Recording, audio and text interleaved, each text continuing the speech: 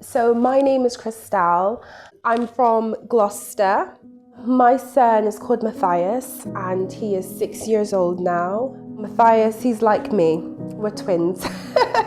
We like to go to the park. We like to go on walks.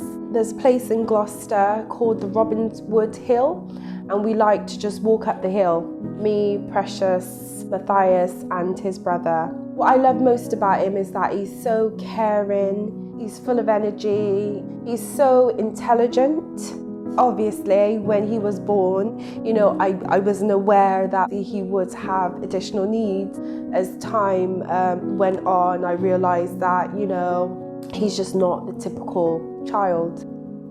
He's gotten something called an EHCP, which is an education healthcare plan. How it can be used is I can use it in a mainstream school and it has a lot of funding and support attached to it, or I can use it in a specialist school.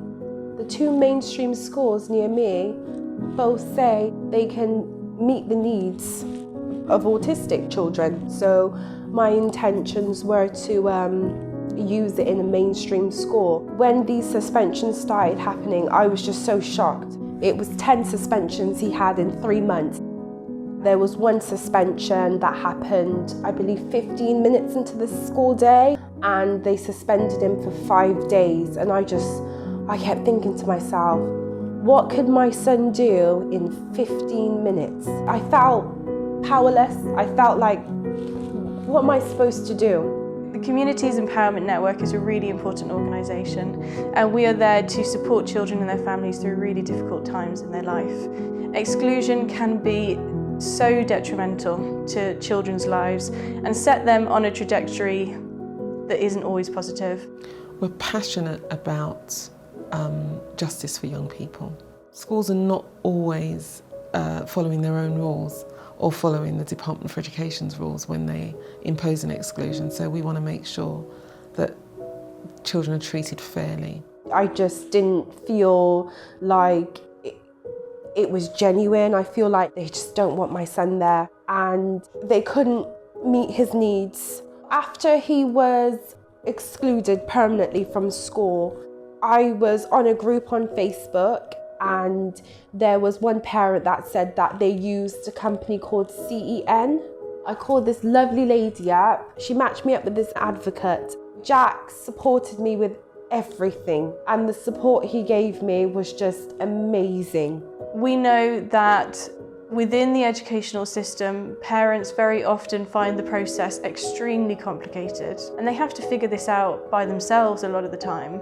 Not being used to the language that's being spoken to you by professionals, that can actually render you in a helpless situation. So our advocates are trained to a high level to enable them to be able to negotiate and understand the education law and the educational landscape.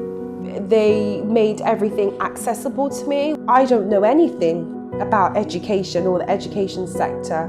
So obviously Jack was there and he knew all the legal stuff. He was able to not speak for us, he was able to advocate for us. He knew what we wanted to say and he was able to deliver for us. The exclusion of children can be detrimental to not just the individual child and their family and their future, but to the wider society. We have seen more than 50% increase in less than 2 years of the number of children excluded across the UK, and we have to be able to do something about it. CEN's work is very, very important. I wish there was a CEN everywhere.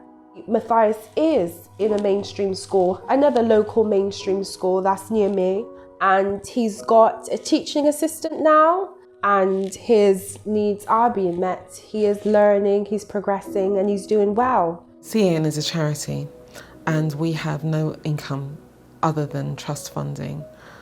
The funding environment has recently gotten much more difficult, so we're looking to our community to help fund the work that we do.